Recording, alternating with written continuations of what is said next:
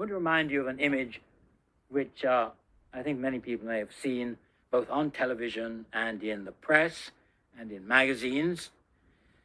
It's the picture of Linford Christie at the end of the Olympics with the Union Jack around his shoulders after his victory in the 100 meters. What would you say is the meaning of this image? The captain of the British Olympic team is black. So somehow, this person, who isn't what one thinks of normally as the majority cultural identity and ethnic identity or racial identity of the majority of British people, because the majority of British people, though the word British doesn't carry with it any specific reference at all to questions of race or color, one assumes that the British Olympic team might be full of white British people, and here is somebody who's obviously not. Now, I'm sure you can see what I'm going to say about this. I'm going to say that this meaning, though it may not be the first thing you thought about, but this meaning manifestly has to do with the relationship between what you expected to find in the first place, which is nowhere visible in the image, contrasted with what actually is in the image. And this is a complicated way, this is a simple way of saying what is sometimes expressed in very complicated form, that absence means something, signifies as much as presence. That what signifies is, of course, what is marked, yes? What is in some way visibly there and has been drawn attention to. So the fact that he's black, the fact that he's a winning athlete, the fact that he's carrying the British flag, all those things are marked, but the meaning is not simply in those things, but it's in them insofar as they subvert our expectations, the expectation of being brought to them, which nobody has said anything about at all. That every image that we see is being read in part against what isn't there.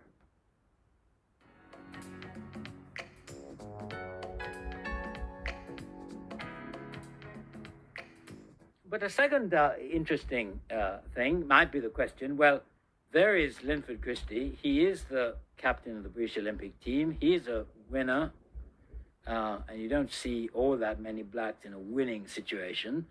He is claiming something about being British because he's wearing the flag, but he doesn't look like what you would expect the majority of British athletes to look like.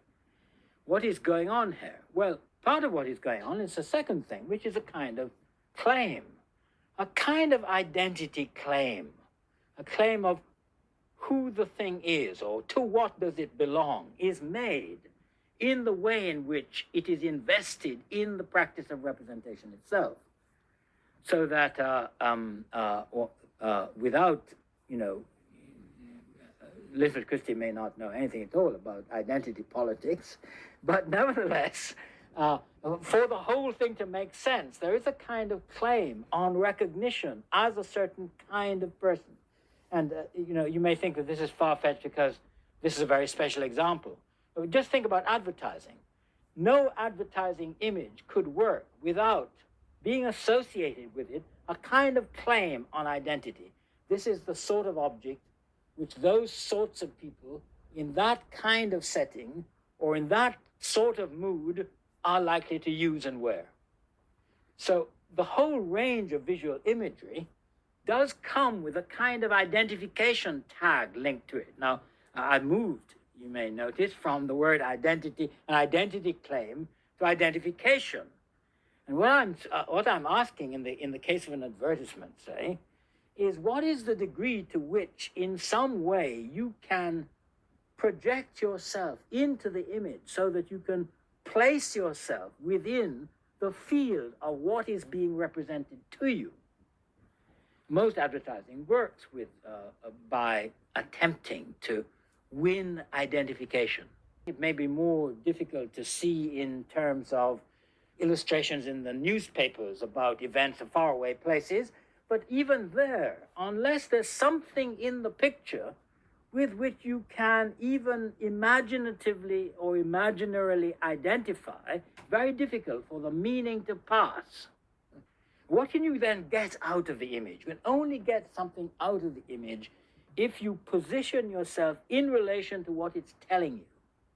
But what we've only gradually come to see is the way in which the viewer is himself or herself implicated, especially where the visual image is concerned, in the mode of looking, implicated through the look at the image, in the production of meaning through the image.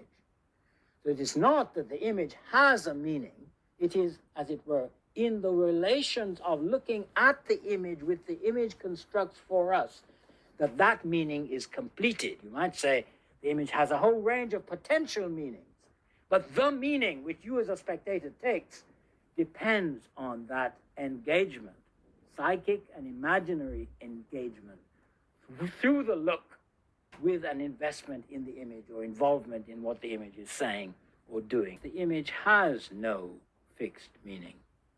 It has potentially a wide range of meanings. There is no escape from the fact that meaning is, in the end, interpretation. It always shifts from one historical setting to another. It is always contextual.